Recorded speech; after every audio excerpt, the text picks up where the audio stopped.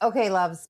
I want you all listeners to close your eyes for a second, if you're not driving, and think about the last time you danced. And I don't mean like shuffled a little bit at a wedding or swayed at a concert. I mean really fucking danced. The kind where you don't worry about how you look, where you're like sweating through your clothes, where you don't care what your outfit looks like, where you're screaming the lyrics to a song you haven't thought about in 15 years, and you feel more like yourself than you have in months or years. Like, when was that? For many of you listening, it's been way too long, because somewhere in between kids and careers and responsibilities and just being an adult woman with shit to do in the morning, you stopped going out, stopped moving your body for pure joy, traded the dance floor for the couch, called it being responsible. Today's guest said, absolutely fucking not. Laura Baginski is the co-founder of Early Birds Club, an idea that was born at a 30th high school reunion, launched in Chicago in 2024, and is now in 45 cities across the country. It is a dance party for middle-age-ish women and gender-expansive folks that starts at 6 p.m. and ends at 10 p.m. Yay! Plays 4 hours of straight-up bangers from the 80s, 90s, and 2000s, and has been covered by the New York Times, NPR, The Guardian, ABC Nightline, AARP Magazine. It has made grown women cry on the dance floor in the best way possible. And there is a story behind this club that I cannot wait to tell. Laura Baginski, welcome, welcome, welcome, welcome, welcome to the Feminine Rebellion.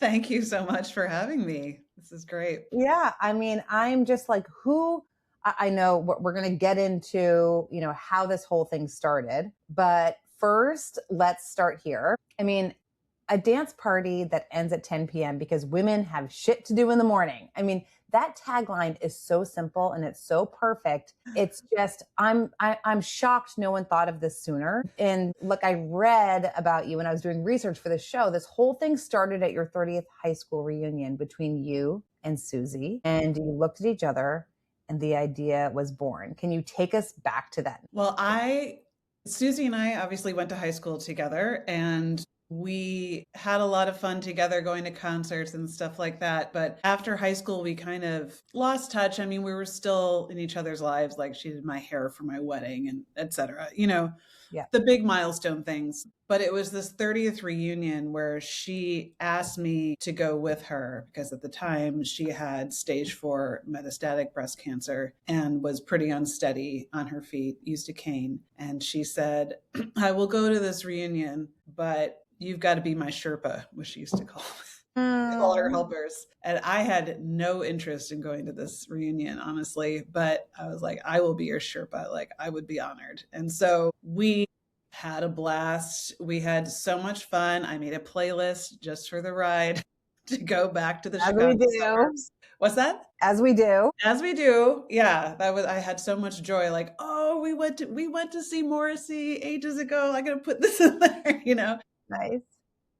So it was just a joy to reconnect with her. And basically, we just spent a lot of time talking to each other, and we're just kind of like, yeah, whatever about all these people from high school. And then that, she was just an idea generator. She was an entrepreneur. She had her own skincare line. She was just someone who was always innovating. And so shortly after the high school reunion, I had the idea of starting this. And she was the first person I thought of, like, talk to Susie. Like, not only is she an entrepreneur, but she had connections. She knew everyone. And so I brought it to her and she said, this is an incredible idea. Do you want to do this together? I had just brought it to her with, the hope that she could just say, is this a dumb idea or a good idea? I hadn't anticipated her wanting to actually do it with me. But of course, the answer was yes. Like, of course I want to do this with you. And so she's like, great. I know a DJ. I think I know the place where we can do this. My friend owns this dive bar in Chicago with a back room where they have concerts, and we'll just do it. And so then there was no backing out. So Oh my God. So let's talk about Susie.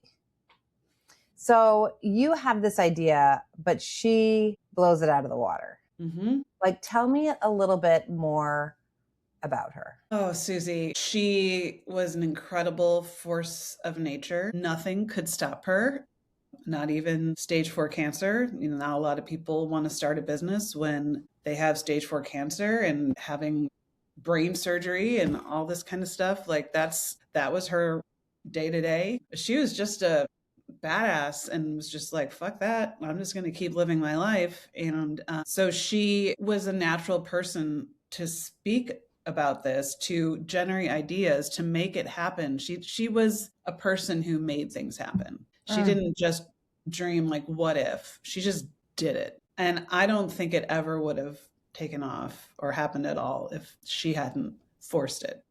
Yeah. I just wouldn't have had the connections. I wouldn't have had the drive or the confidence, I think, to actually do it. And if I did, it wouldn't have been anywhere near as good, because she was really the force behind it. And so, and we carry forth that legacy of hers, to find joy in every way you possibly can through our dance parties. So she was an incredible human being, like one of a kind, truly. And she passed last August.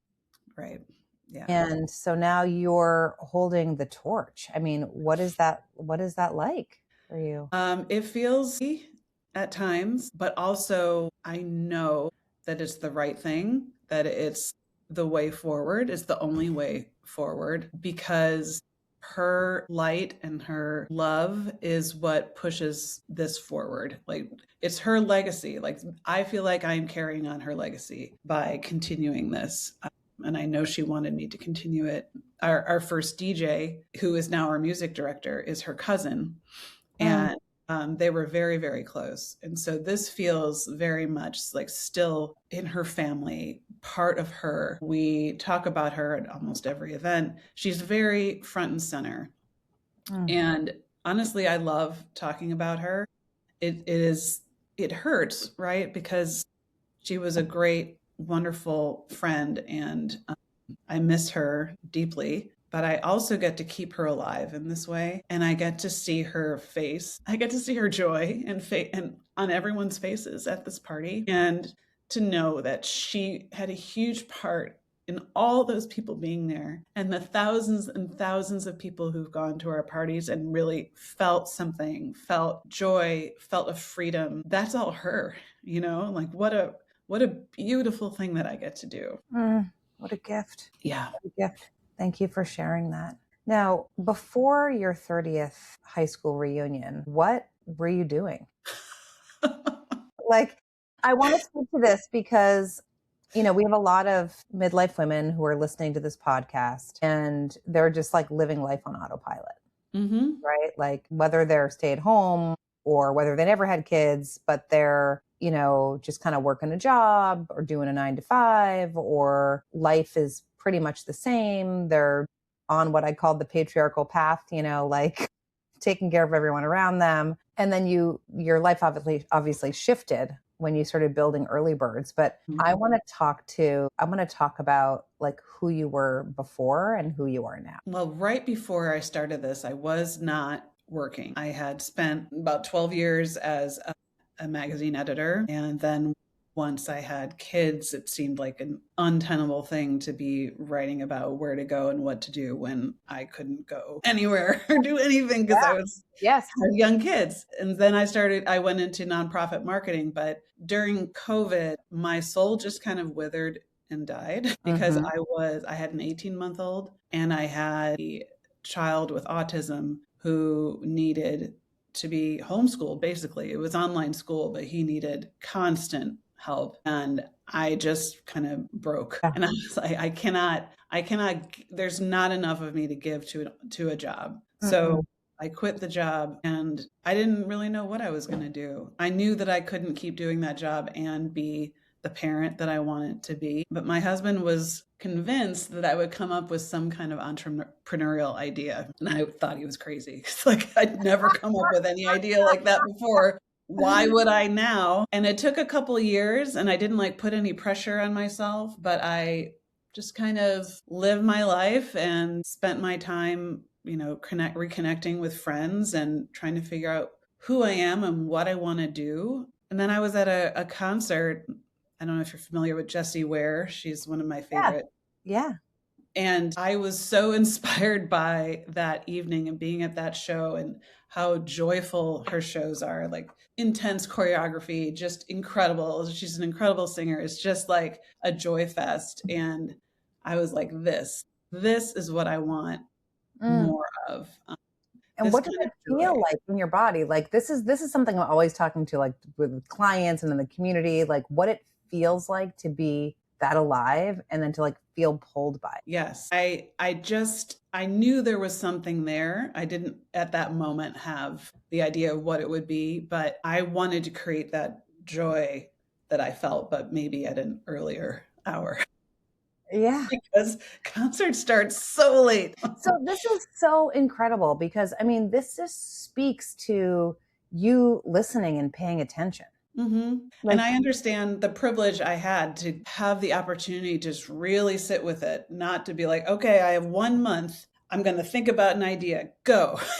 I had the time to kind of just let it simmer, really let it come to me in an organic way rather than just kind of force it. And so I know that's a rare opportunity, but that's how it happened. So how much time between that and your 30th reunion between Jessie Ware and a couple months? Okay. Yeah. Jessie Ware was really the thing that solidified it in my head that this is something, especially coming out of COVID and not getting to experience these communal experiences of just being with all these people who are loving the same thing. And everyone's so kind to each other because they're so fucking happy, and it was just, it was so clear to me that it was something that I wanted to do, but I'm not a musician. I'm not in the music industry. I'm not in the entertainment industry. Like I had no connections. I had no idea how I was going to make that happen. But the first person I thought of, like, if there's anyone who can just like have an idea of how to start this, it's Susie Lee. So, wow. And that's what happened. End of story. I love this so much. I love that you just followed the thread. You followed the pulse. Like you were sucked in by how this made you feel. And you were like, I need to share this with everyone. Yeah. Music has been a huge part of my life forever. It is the heart of my being. Honestly, it's like one of my first memories involves music. Like my, the friends that I've lost, the songs that make me think of them. It is just such a powerful through line through my life. And some of my favorite memories are at concerts I went to. So I believe in the power of music to change your mood, change your outlook on life, feel less alone. That's what it does for me. And it can really transform you on the dance floor, especially when you're moving your body in ways that you don't always get to move them. Like it's different from Zumba class. No shade on Zumba. I love Zumba, but it's different because you are just doing whatever comes to you. It is like free form craziness. And the freedom that you feel, just like, I'm going to move my arm this way. And then I'm going to move my arm this way. Yes.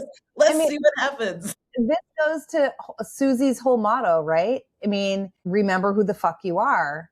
Mm-hmm. So it's like, why you answered the question I was going to ask you next, which is why is a 4-hour dance party doing something that years of wellness culture couldn't touch? Yeah, it is number one, being in a room full of 700 women, which if you've not experienced it, I highly recommend it. It's very different from being at a book club with a bunch of women. Yeah. This is like 700 women all around your age, all here to fucking go, you know? And everyone's complimenting each other like, oh my God, I love your shirt. Those shoes are amazing. Like, if you want to feel good about yourself, stand in line at the bathroom at an early birds club, and you are just going to walk out feeling like you are some hot shit because everyone is so positive and everyone's so kind. You bump into someone, oh my God, I'm so sorry. Like there isn't any negativity. It's like transformational to be on that dance It's floor, you and honestly. Susie. It's you and Susie. So I Yeah. want to do something with our listeners right now. Wherever you are, like driving, walking, doing the dishes, I want you to think of one song that would get you onto that dance floor. Now, you don't have to analyze it, just like feel it. Just think about that one song. And like, what does your body do when that song comes on? Like, we freak out, right? Yep. Like, mine right now is, I just saw the Michael movie. So, right now, mine is Don't Stop Till You Get Enough.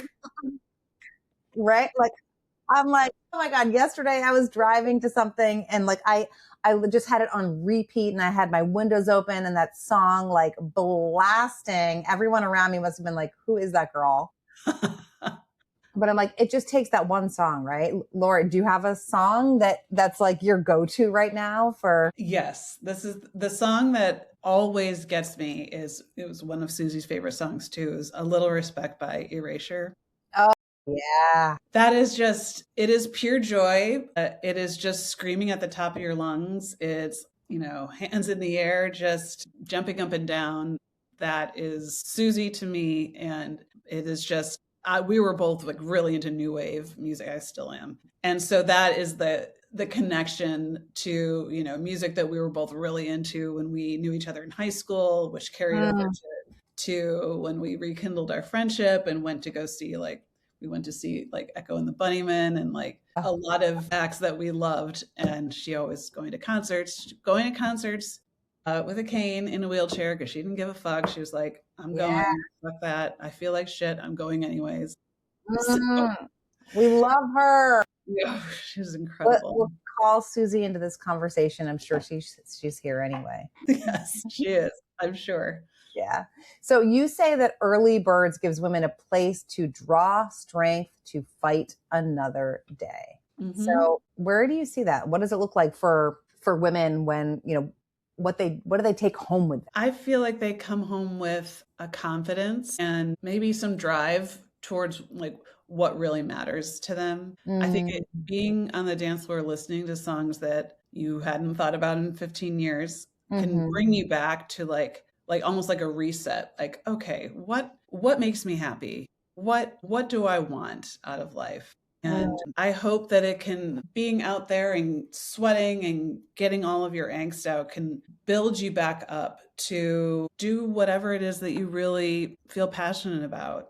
Because you can't really go and forget yourself in many places. You're always carrying something with you. What I hope is that all your fucks are just left at the door and it's just like this raw version of yourself that you maybe haven't been in touch with in a very long time that comes forward and you reconnect with that person. Yeah. And what did that person want all those years ago? What does that person want now? And I would hope when they come home sweaty, needing to take a shower, probably eating a taco standing at the fridge, what I do. You just reflect on it and like, wow, what an incredible time. I haven't felt that free in so long.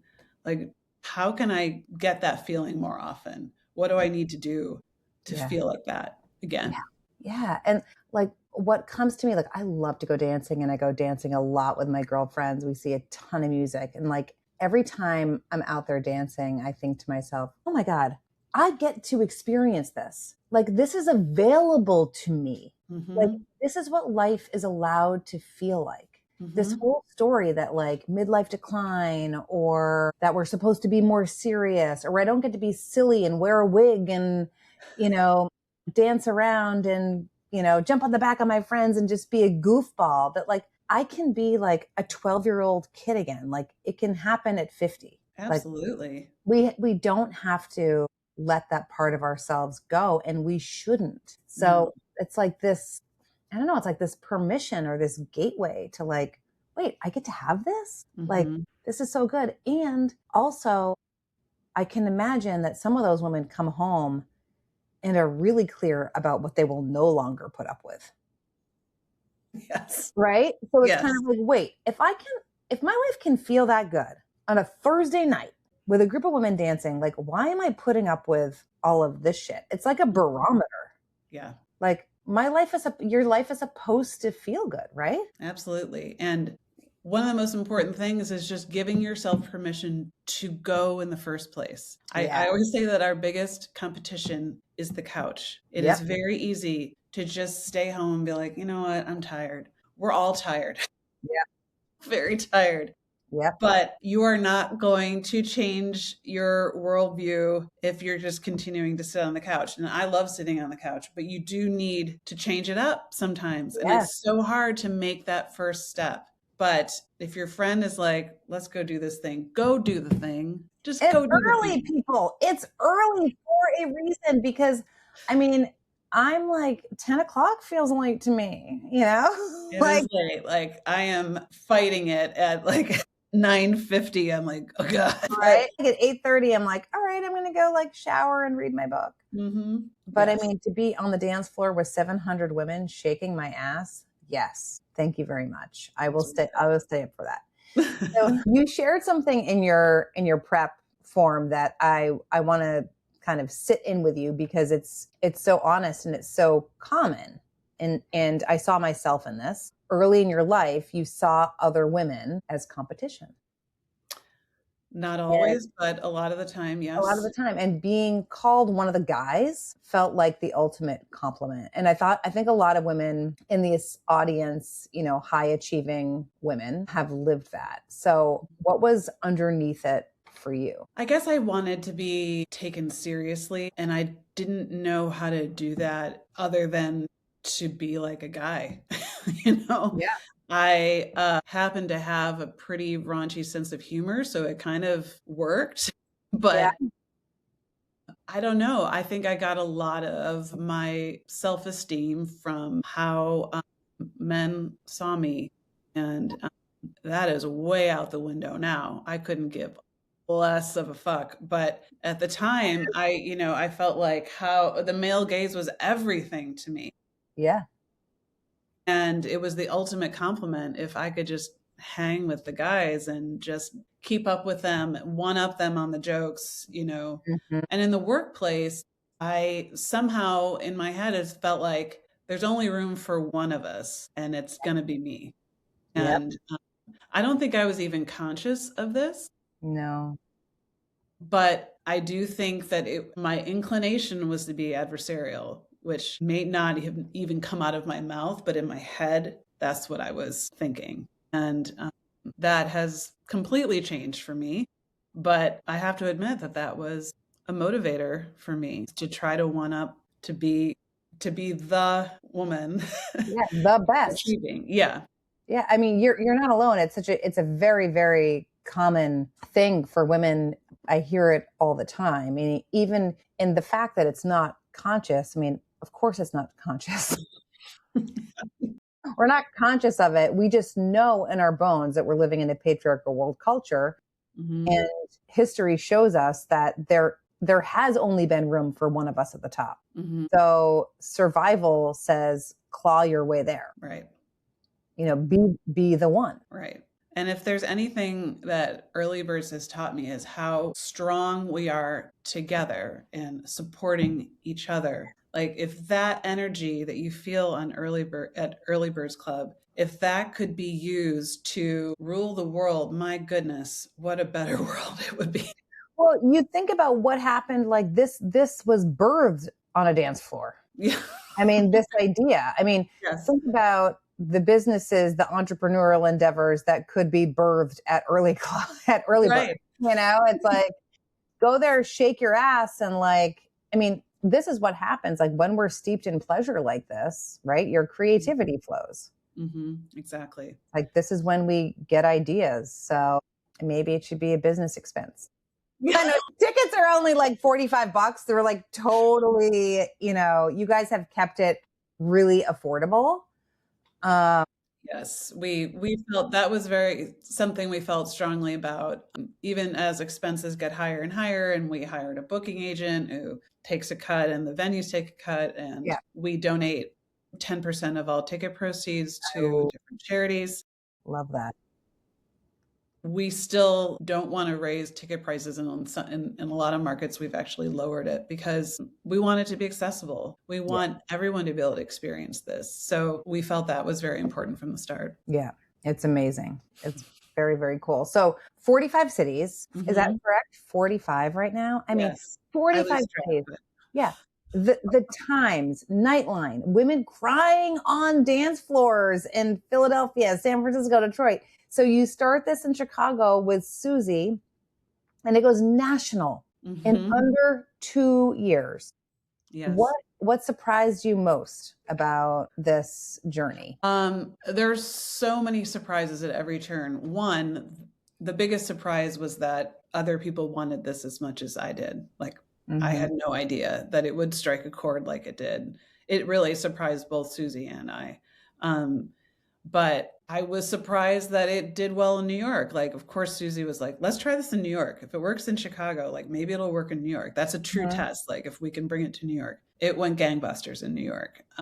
She's like, okay, let's try LA. And meanwhile, she is so sick. Like, I can't explain to you how sick she is. We went to LA and we threw parties and they went really well too. So I guess the surprise is that there are so many women out there who need this, who can't find it in other ways, and just are so attracted to that feeling of freedom and listening to the jams that formed them. Yeah. So what does the world look like when every woman who needs it has it? Oh my gosh. I think there'll be a lot more female leaders out there who are feeling full of confidence and relying on other women to bring them up. I mean, I have never felt more of a feminist than I do now, seeing what magic can be created with a group of women without even like trying. It's just magic. It's just all of us together. We make magic together. It's innate. Yeah. And it really gives me a lot of hope for the world because it can get pretty dire out there. I don't need to tell you that. But when you're in that room, you're like, my God, we could move mountains. We really can do it. And I'm hoping that the more of us we gather together, we make it happen. Fuck yeah. Yes, I'm on board. So last one for the woman listening right now who's tired, who's given everything to everyone else, as we do, who can't remember the last time she moved her body and felt pure joy. What do you want her to know? I want her to know that she deserves to feel free and to feel joy. That is just for her, not for anyone else. It's not a joy seeing your kid score a goal in soccer, which is great, but it's not your joy. You deserve your own joy. And you deserve to dance, sweat, not give a fuck what anyone thinks. You deserve that 4 hours to recharge, to reset, and then attack the world the next day. And what would Susie say to her? She would say like, bitch, get off the couch and fucking go. Just fucking go. She would say. Susie! She had the best potty mouth in the world. And she suffered no fools. So she was very direct. She was just like, fuck that. You got to do it for yourself. Fuck everyone else. Like, just do what you want. So Susie, thank you. I hope to have a little bit of Susie in me. Like I invoke Susie at times. I just saw her. She just showed up. She just showed up. So good. Yeah. Laura, I just loved having you on the show. I'm sure our listeners, every single woman listening to this podcast is going to an Early Birds. They better. Dance party. Myself included. I think it's July 11th in Boston. Do you ever go to any of them now? Oh, I go to a lot of them. Yeah. For new cities, I'm often the one launching the first date in a new city. When we have a big party happening, like we just had a bunch of 90s proms.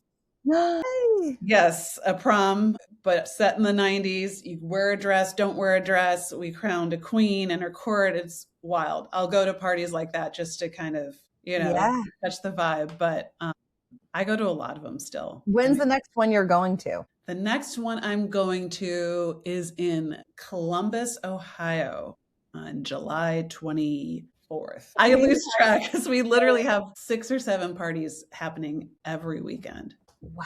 Well, you have to let me next let me know next time you come to Boston. For sure. I love Boston, of course. Okay. We'll hang out. We'll rip up the dance floor together.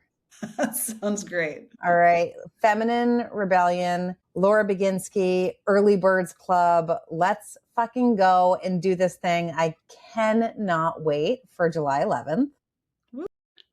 And all right. Thanks for listening. Thanks for being here, Laura. And peace out. Mwah.